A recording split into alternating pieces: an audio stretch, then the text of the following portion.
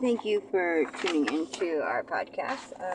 We are coming to you from Holyoke, Massachusetts. I am your host, Carrie, and joining me is Holyoke's very own local historian and founder of the Historical Tours of Greater Holyoke. There he offers both public and private tours of the local canal systems, reservoirs, and cemeteries, as well as various parks and streets in Holyoke, South Hadley, and Chicopee, Massachusetts. Now you actually lead these tours and presentations yourself, is that correct? Yes, and this particular one, I actually led a group over it last year on bicycles, so that's interesting. Now that is cool. And now, so today you're going to be telling us about your Holyoke Heritage Trail.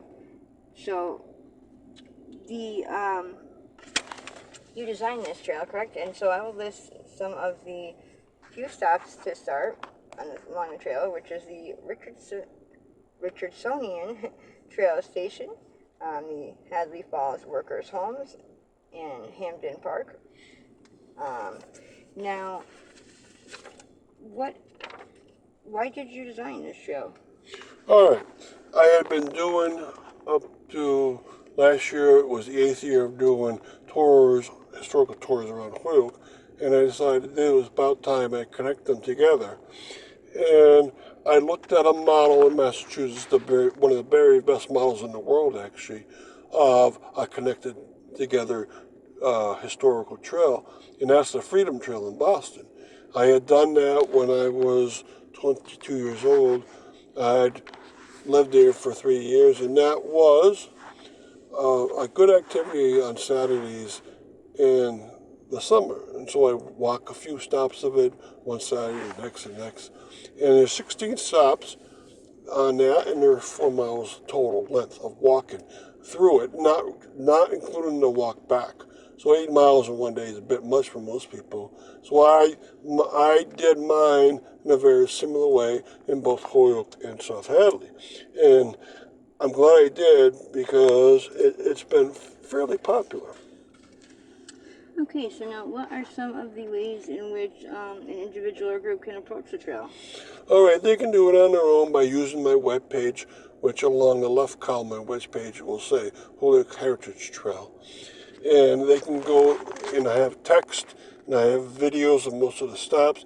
Each of the whole trail is in a chart from 1 to 16, and you can click on a given link, and you can read about the point there in text, and you can also visualize it in pictures and in videos. And each stop will also have a podcast to help people develop thoughts about it. And also, groups can go on it together, so you can get your friend or art institution along in a bus. You can actually get me to go with you. You can also bring your tablet or your cell phone along and follow along that way. So you could have read it beforehand, or you could read it during if you're a visual kind of person. And so this way, you can approach it the best way that you think possible for yourself or for the group that you're with. And I try to cluster the points together so the walking distance is shortest. You can also cover it by bicycle. You can cover it by car. You can cover it on multiple days. It doesn't have to be one day.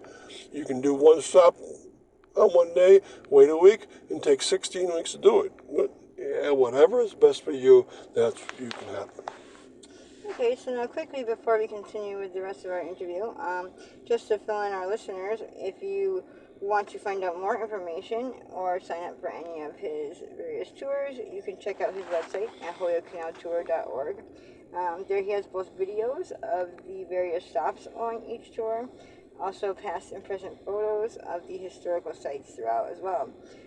If you're interested in setting up a private tour, you can email him directly at bobcat4214, capital B, at yahoo.com. And they're perfect for fun educational outdoor activities for the whole family or for your group parties, especially those special occasions and get-togethers. They're also good for just getting outdoors for the day. Now, so getting back to our interview, a few more of the stops along the trail include the Second Congregational Church, and the Victory Theater. So what are some of your favorite stops and why? All right, they're all great fun. I would say that my favorite would be the canal, of course, because I always love walking around the canal, figure how the canal worked. But again, everyone's different in the world, and so you could choose any of these spots and say, "This is my favorite. This is my favorite," which is great. Um, some of the other stops that are great is what is now called Veterans Park. That's a beautiful park to go along because it has the great St. Jerome's Church, the first Catholic church of Holyoke there. And so I developed my favorite, but you as a family or you as an individual, when you go around it, you should really get your own going. Okay, now, why is the train station stop on this tour? All right, so the train station made by Henry Hobson Richardson is a great tour to go on. In fact, I developed not only a simple look at it, I developed a whole uh, tour around it, an individual tour, and you can now walk the city block around it and learn about the outside life of this train station. But why is it such a great train station? It's one of the few train stations designed by the architect Henry Hobson Richardson, who mostly did churches around New England, and he was the greatest architect in the history of the United States. And to see some of his works in Holyoke is fabulous. He did the Trinity Church in Boston, which is probably the nicest church in New England ever. And I think you have a rare opportunity, if you're not a person that get out much around Massachusetts, to see some of his work. And I hope they are working on it as of this year, 2023. They've been working on it for a couple of years. They're almost done, but they need an institution to move in there. And whether it be a for-profit institution or a non-profit, but they need someone to move in there. And once they do, that whole neighborhood around there will develop in a positive fashion. Okay, so thank you, Robert, for educating us on your tours, and we want to thank our listeners for tuning in.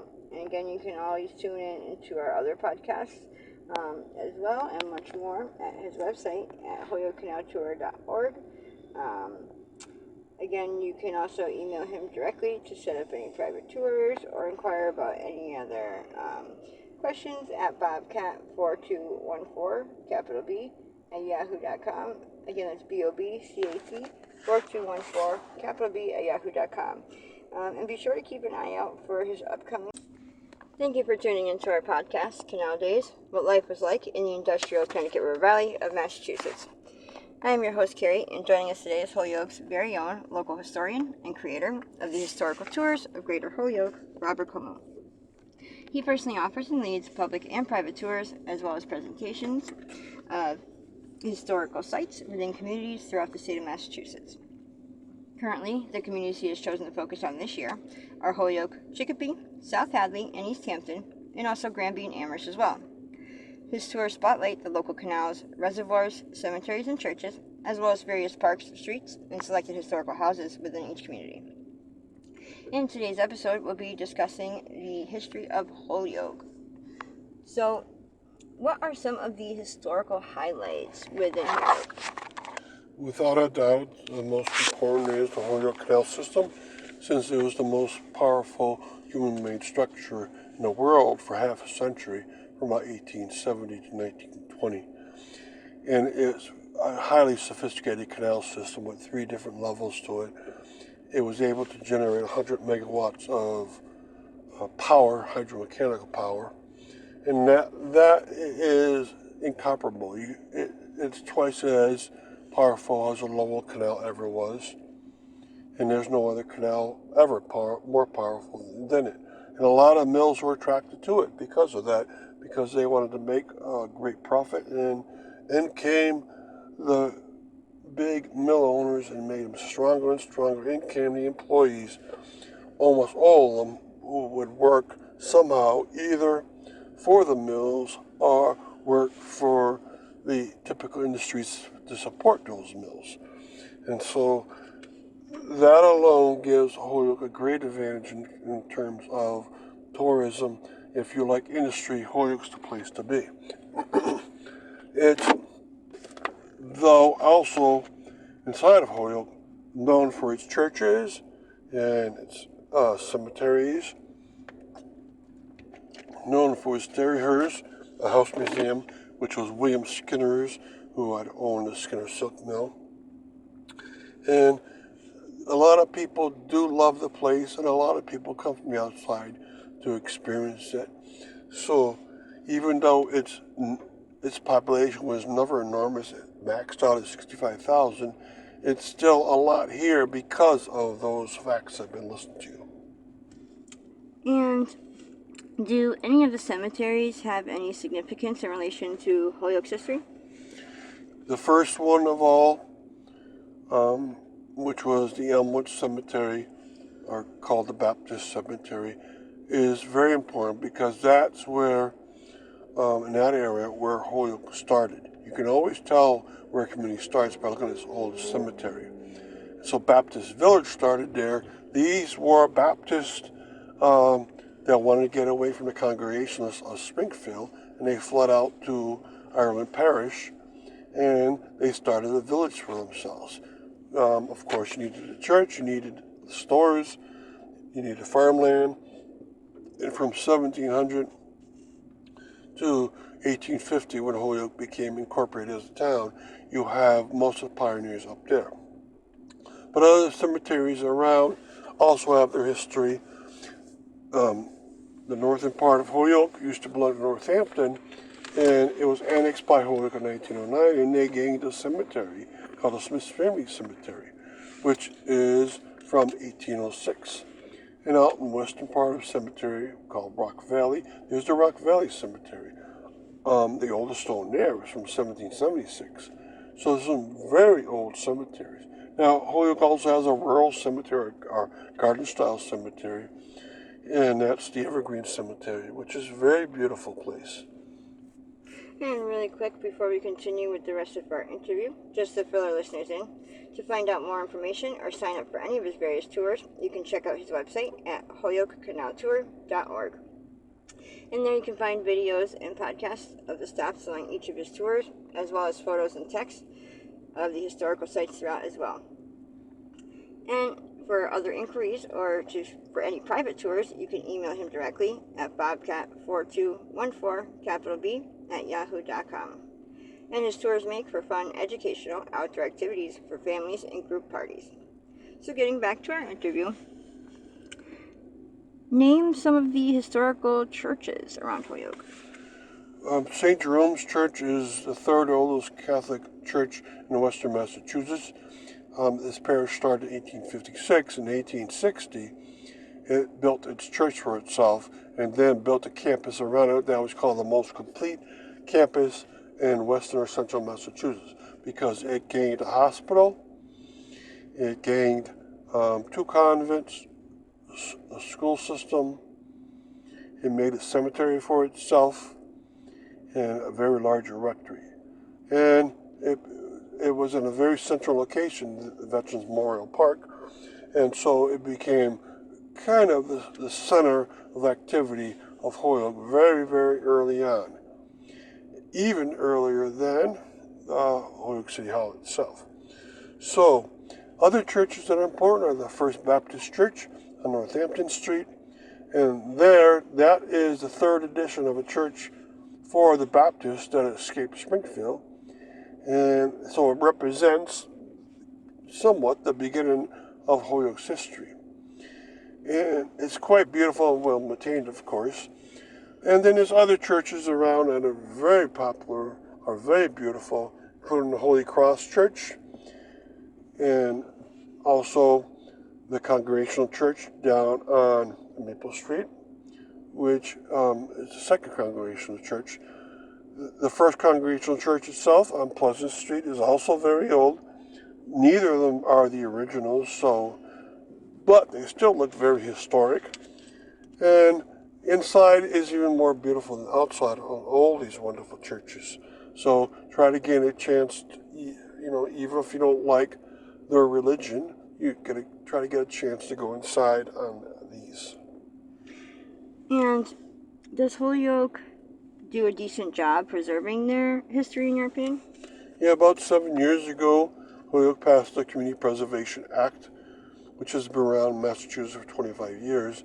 And since then, Holyoke has had many projects that deserve to have been fixed up, and they have been fixed up under this grant money. And so a lot of places have new looks to them, and that's very important. Plus, they've been able to buy new land around Holyoke out in the mountain ranges, and they've made recreation areas a lot better or have made them from scratch. There's one now at Kennedy Park that is handicap accessible. And also the money has gone to replacing some of the stained glass windows at Holyoke City Hall and replacing a couple of their lantern fixtures on the annex. And so thus, Holyoke has been very proud of what they've had. And there's other projects ongoing, including the Richardsonian train station down in the flats section of Holyoke that has been greatly changed. And so around Holyoke, there's a lot going on. And I'm giving this podcast mostly because I want people to look into the history of Holyoke, attend some of my tours or presentation. I've been doing it for 10 years now. And to talk about Holyoke's history in general. It's a history that was vastly changed in 1848 when they started digging those canals, but also has two beautiful reservoirs within it, which I give historical tours around it. Has a vast mountain range. Holyoke is a city, and yet 50% of it is open space. And that's an incredible number. Chicopee, on the other hand, 98 is urban and 2% open space. What a difference. And so you have a rural and urban environment in the same location, and you can get rural very quickly and onto mountain trails very quickly. And so I invite you to visit all these and look at my vast webpage, which talks about a lot of other topics, streets and houses and schools and playgrounds and parks. So thank you very much, and I hope to see you. And thank you, Robert, for educating us on your tours and historical topics of your expertise. And of course, we want to thank our listeners for tuning in. And you can check out a large selection of other podcasts on his website